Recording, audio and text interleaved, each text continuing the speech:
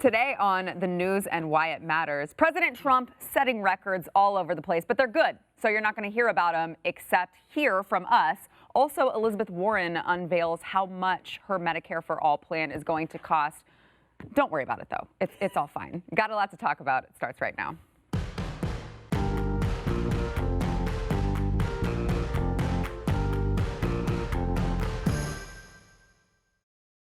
Happy Friday. Welcome to the news and why it matters. I am Sara Gonzalez, today joined by Mr. Pat Gray of Pat Gray Unleashed, who is, as always, very excited to be here.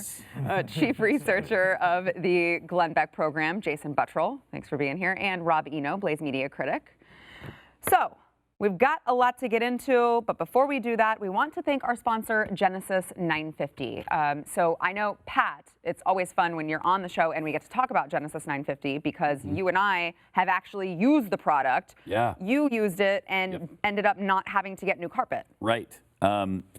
Well, yes. Upstairs, we didn't have to do that, but in our main living space, like our family room, it had been absolutely decimated by our grandkids and our dog. And so my wife just bought a new carpeting. It's kind of white and everything shows. And one of my grandkids for Halloween last night drove a licked up sucker into it. Oh, good. Really nicely. Good. I mean, so she got out the Genesis 950 and it came right up and it looks as good as new. Yeah.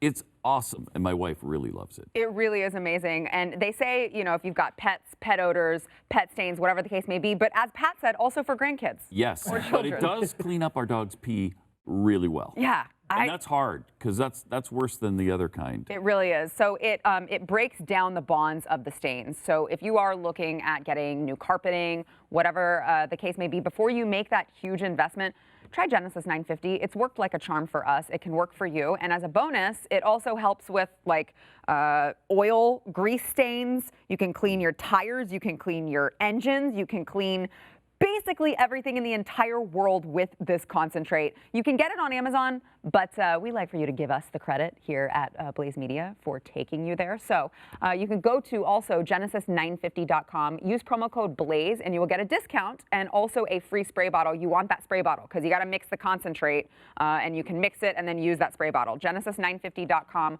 promo code BLAZE, or if you're still really lazy, you can get it on Amazon as well.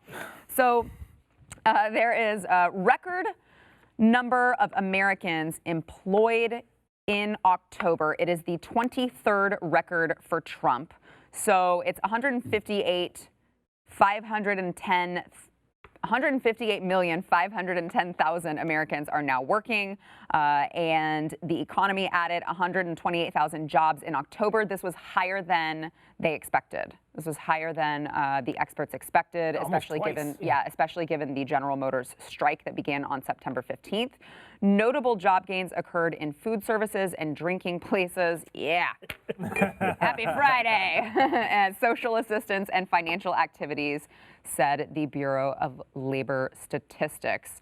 Pat, I have a feeling that this will not be talked about on CNN or MSNBC. That's a pretty good feeling, because you know there's no way they're going to talk about this. And they haven't talked about, during Trump's entire presidency, the record low numbers for minorities either. You know, supposedly he hit another record low for Hispanics, I think, and blacks, right? And because of that, they just don't mention it because he's such a racist. He's apparently done a really good job keeping him working. He must not want to see him have any spare time. Maybe that's what it is. But the employment number, you just can't argue with it. So they just don't talk about it. Yeah. Jason? Yeah, the two at the top were what was it, the leisure, and what was the other one? Food services, drinking places, social assistance. Which is even surprising to me right now because minimum wage prices are so high. You're already seeing them go, like, when's the last time you actually ordered face-to-face in a McDonald's? Like, we don't even do it anymore because they have like those 4 kiosks. Right. Sometimes they only have like one person back there and the rest are cooks and stuff. So that's kind of surprising to me. Can we talk about this for a second, though? You just brought up a trigger of mine, and I'd like to, just for a second. Self-checkouts, love them or hate them? Oh, I love them. Really? I Used to. I don't. Used to. I want someone, I'm like, I don't want to talk ring to my anybody. stuff up. No, I Oh, don't yeah. want to. you want to be served, and you want to have. Yeah, I used to wanna be do it like all myself. about. I used to be all about the self checkouts, and I made a decision that I just don't use them anymore.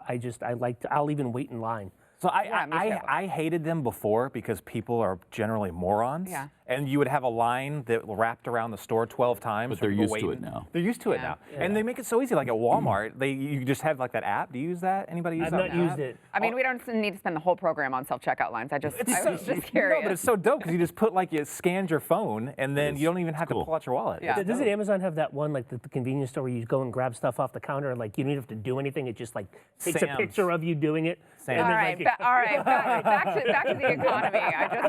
I should have known better than to start you guys down this road. But you're talking about automation, and I'm like, yes, I'm in favor of it, except at checkout lines. Right. Anyway. But it's amazing what tax cuts will do in deregulation, right? And that's another thing that they don't want to talk about. I mean, we did a lot of stuff on this network, right? I mean, it was weeks after the tax cuts, and you were seeing these like record, companies on their own were raising the salaries. They didn't need a federal regulation mandating that they raise their salaries to $15 a month. They were doing it on their own because now they had more money and more cash to allocate to their workers. Amazing. It's called Weird how it works. free market. Free market. Who would have known? And we're still told by people like Bernie Sanders and Alexandria Ocasio-Cortez that free market capitalism doesn't work. Doesn't work. Failed. Yeah.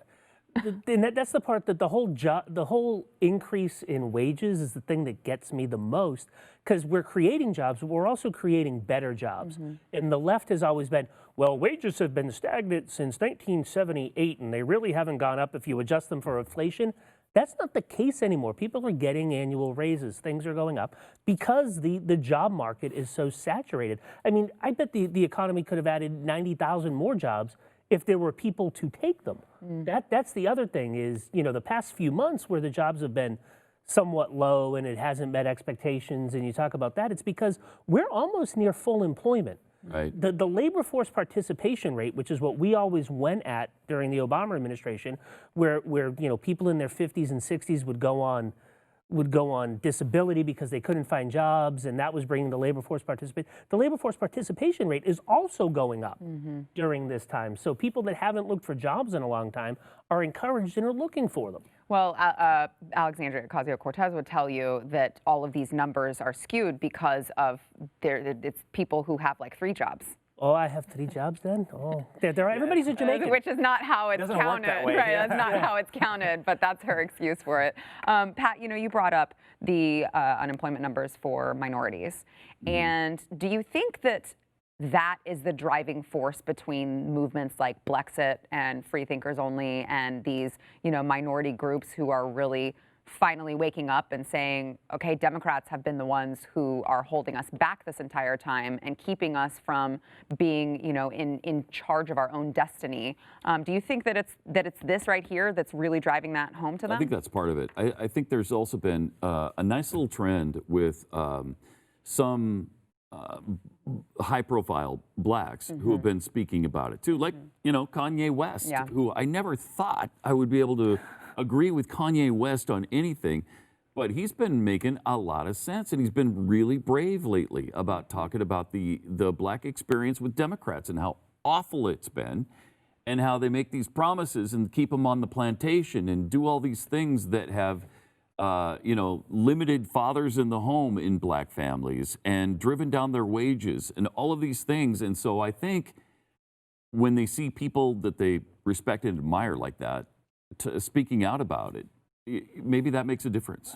I think we're at a really interesting time now because it's been how many decades since the Great Society, since LBJ, which was absolute tragedy to this country. But I think that we're at this point in time now where they've got enough evidence to take a look at what they've been given from that and think, well, we've been given nothing from this. Like our life is worse. There's no incentive for us to get better. There's no opportunity. And it's an incredibly invasive procedure. Like the welfare procedure is absolutely insane. There was just a case, I think, a couple of weeks ago where there was going to be one of those welfare checks to make sure they were in compliance. They came into their home, but something happened, and the person that was getting checked ended up getting shot because of everything that went down. But those types of things happen all the time. I mean, this is not for their benefit. This is not for their welfare. And now they actually have some evidence to say, yeah, this sucks. We need something else. Yeah. So moving on to Elizabeth Warren, she has released her Medicare for All funding plan. It's just that it's going to cost $52 trillion, Pat. We can't afford not to, though. It's a great point. We can't afford That's not That's a great point. So just really quickly, so she says total cost of $52 trillion over 10 years, which obviously this can be covered by not taxing the middle class. It's just going to be the wealthy. Those numbers add up, right? Sure. Right? Yes. The current healthcare systems, it's going to cost $52 trillion over 10 years anyway. Yeah. So we're just reallocating that money. At least Bernie is being honest. Right. A little bit honest about. I don't think he's being honest about just how much your taxes will go up, but he's telling people, yeah, your taxes are going to go up, obviously. If Elizabeth Warren really admitted the truth, it's that every single taxpayer in America is going to have a huge increase in their tax burden. You can't have a $5.2 trillion a year program and not have everybody's taxes go up because there just aren't enough wealthy making enough money that they can pay for it by themselves. It's impossible. And there certainly wouldn't be enough wealthy if this actually was enacted and people actually had to pay these taxes. I was looking through it, and there's even the numbers don't even add up. There's going to have to be middle class tax increases. I think I can't remember how many trillions. The trillion she was throwing around that she was just going to pull out of the hat was so insane. But the wealth tax is absolutely ridiculous. I mean, what does she think that like all of these people like Jeff Bezos have just billions and billions of dollars in cash on hand that you can just say? No, it's an assets. Yeah. It's like, so I don't know how they're going to do that. And then the payroll taxes for employers. What do you think that is? That's a tax on middle class workers. No matter what class they are, when the employer has to pay for that, out of their company, it's going to go from the paychecks. Yes. So that's a direct. You're going to either be getting paid less, or you're going to outright lose your job. Yeah. Rob? Yeah, it's the exact same thing that they did in Massachusetts with the payroll taxes to do Medicare expansion. Charlie Baker, the Republican governor, signed it into law that you would just put the payroll tax on. And for family medical leave, he put the same type of thing on. You have to pay for these things somehow. And I don't even know what I should have looked up before we came on what the size of the U.S. economy is. Is it even $5.2 trillion a year? It probably is, right? But the budget's what, $2 trillion, maybe $2.5 trillion? So you're like, I think it's around 3 or so. Yeah. So you're like, doubling the size of entire. Tripling. It'll be 3 times larger Just than with it the is one now. program. Right. Just with that one program. And wait till you start talking about free college for everybody. Right. And of course, you're going to be able, Pat, to get all of the health care you want when you want it, just like my family in Canada can. Our Stephen Crowder, who one of our hosts here at BlazeTV, is Canadian. He's half Canadian, half American. He did a thing on how great the Canadian healthcare system is a few years back, where he went to Ontario and tried to get a blood test. And the blood test took him 3 weeks to get. You can't just go that day. When you're at your doctor and your doctor says, I need you to get a blood test for the diabetes. You can't just go downstairs and have them do it. You got to go to a clinic and wait weeks to get the blood test. Well, weeks if you're lucky. There are some specialists who literally have years with long waiting lists over in Canada. So Elizabeth Warren, with this plan, she was being interviewed. She also said, she finally admitted that at least when it comes to the healthcare industry, there would be a loss of, just 2 million jobs. A couple. Yeah, it's just not a big deal. We're over here talking about employment numbers. Let's knock 2 million off, just off the bat. It's just the cost of it. We'll have to factor that into the cost equation. That's just the healthcare jobs. Literally, that's just them. How many businesses that can't afford these payroll taxes now that are going to start laying people off because they can't afford to pay them? So, I mean, we haven't even begun to fathom what those numbers are going to be. It's going to be far more than 2 million jobs. Yeah. You know what I'm in favor of when it comes to these payroll taxes? Don't you think Americans would wake up to how much we're actually paying in taxes if we just got rid of that and everyone paid quarterly taxes? Yeah, absolutely. Everyone, everyone just one time would be huge. Because when you actually see it come out of your check all at once, you're going to realize how much they take out because we just see it gradually over the course of the year. And then don't think much about it at the end of the year. Yeah, because as a small business owner, I've got to write the quarterly tax payments. And every time I do, I'm like, say things that I can't say here because they would have to be bleeped. I'm like, oh my gosh, I'm paying so much to the government, and nobody realizes that because it just comes out of their check and they just get the end result. They That's don't the see first it. thing I would do as president. Yes. Absolutely. But obviously, I would give an option of you'd either pay it at the end of the year or you could pay it every single month. But imagine, and I'd also mandate it couldn't be automated. You'd have to pull out an old-fashioned check and write the dang thing yourself. Imagine how many things we wouldn't. There'd be a tax revolt. Oh, absolutely. We'd have a revolution. But guys, This is so stupid. Like you think about in like like school board, like when you're like they're saying we're going to add this bond or whatever. How many it'd be the same for that. You couldn't just say, oh yeah, whatever, we want the new gymnasium. No. Every single month you're going to have to write a check for that gymnasium. Nobody would vote for it. yeah, no, it's absolutely right. It's because of course people think that they don't pay taxes because they get something back every year. Right, that's true. It's a gift. Oh They get my a gift God. from the government. Right, and then if you Free don't pay money. them enough and you just want to pay them to make up, they get all mad at you. They Get a send you penalty. nasty letters. You get a penalty. Yeah. It's crazy. Well, I think the point here is that if you like your jobs, don't elect Elizabeth Warren, please. Back in a minute.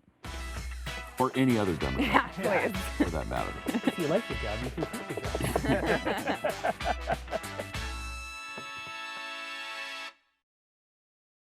Before we get back into it, we want to thank our sponsor, Relief Factor. So if you are one of many Americans, I know there's millions and millions of Americans, Rob's one of them, he's raising his hand, that you just live in pain and you're like, well, this is life and it sucks and I'm always grumpy all the time and I'm yelling at my wife or I'm yelling at my husband because I just hurt. You have to try Relief Factor, please. It has changed so many viewers and listeners' lives. It can change yours. It's 100% drug-free, and it targets the inflammation in your body, which oftentimes that's the root cause of your pain. You don't need to mask your pain with prescription drugs, anything like that. Try Relief Factor. It is truly life-changing. You can get their 3-week quick start pack. It's $19.95, and the majority of people who buy that go on to keep ordering more because it's working for them. I would say the odds are in your favor. It's going to work for you, and it's only $20 to try it. You've got relieffactor.com. Get that 3-week quick start pack. It is relieffactor.com, or you can call 800-500-8384 if you still use those cell phones for its original purpose. So CNN's Chris Cuomo was pressing Adam Schiff, our good friend Adam Schiff, about the lack of impeachment inquiry witnesses who actually witnessed an impeachable crime. Shocking, coming from Chris Cuomo. I cannot say his name today. Here's what he had to say. So in making the case, again, you've been in the room, we haven't. We've just seen prepared testimony as it's come out in the reporting, as it's come out about what happened in the room. But other than, I guess, Vindman, who said that he was troubled enough by what he understood to be going on, the call and otherwise, to go to NSC counsel, people say, yep, it was holding up the aid to get these investigations. And we thought that was weird and stay away from Giuliani. And this is really odd and maybe dangerous for policy. None, to my knowledge, so far has said, and I didn't like it because I knew it was illegal or I knew it was an abuse of his power. Do you think that hurts you? Because it certainly bolsters the courage of Republicans to say, even Mr. Morrison today, yeah, they all saw it for what it was, but they didn't think it was a crime. You know, Chris, I can't go into the substance of the testimony. I wouldn't agree with the general characterization you've made of it. Bet you wouldn't. But you'll have the opportunity to read the transcripts very soon for yourself and decide what does the evidence show. I think what you'll find is, you know, while there are differences between the witnesses and their opinions, sometimes differences in their recollections, there's a pretty consistent narrative here about what took place. And frankly, I think the American people ought to hear from these witnesses directly, and they will. And I invite them to make their own judgment, even as we in Congress have to make our judgment. I swear Adam Schiff is going to give me an aneurysm one of these days. Why do we need all of these narratives and testimony when we have a frickin' transcript? Yeah. I mean, seriously, honestly. Someone explain to me.